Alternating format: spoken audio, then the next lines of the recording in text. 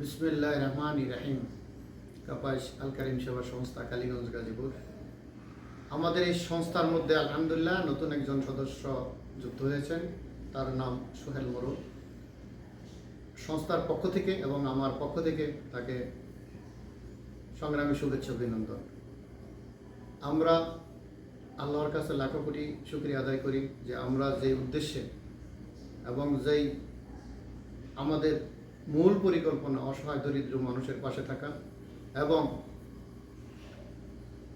যারা একবারে সমাজে অসহায় দরিদ্র তাদের পাশে থাকা, আলহামদুলিল্লাহ আমাদের সংস্থার মধ্যে ধীরে ধীরে সদস্য সংখ্যা বাড়ছে।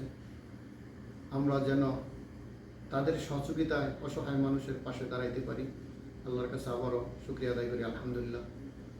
সোহেল মোরলকে সংস্থার পক্ষ থেকে এবং আমার ব্যক্তিগত পক্ষ থেকে অসংখ্য ধন্যবাদ আমাদের সাথে যুক্ত হওয়ার জন্য।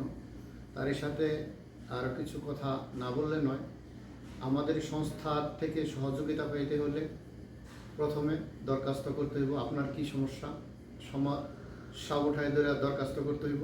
পরবর্তী সময়ে আমাদের সংস্থা থেকে লোক যাইব, আপনার বাড়িতে দেখব যে আপনার কি এই সমস্যা আছে কিনা। পরবর্তী সময়ে আপনি আমাদের কাছ থেকে সহযোগিতা পাইবেন।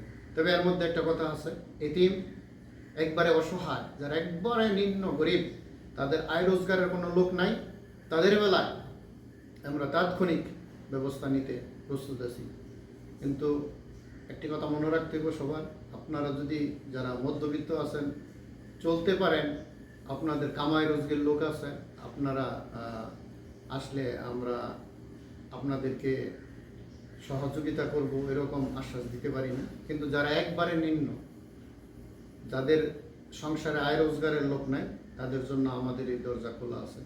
কোনো লোক যদি টাকার অভাবে পড়াশোনা করতে না পারে, আমরা তাদের পাশে আছি। এবং কোনো লোকের যদি বাড়িতে খাবার না থাকে, কামাই রোজগার করার মতো কোনো লোক না থাকে, আমরা তাদের পাশে আছি। বিধবা মহিলা, যাদের ছেলে নাই, তাদের পাশে আছি। যে কোনো সময় আমরা তাদেরকে সহযোগিতা করব।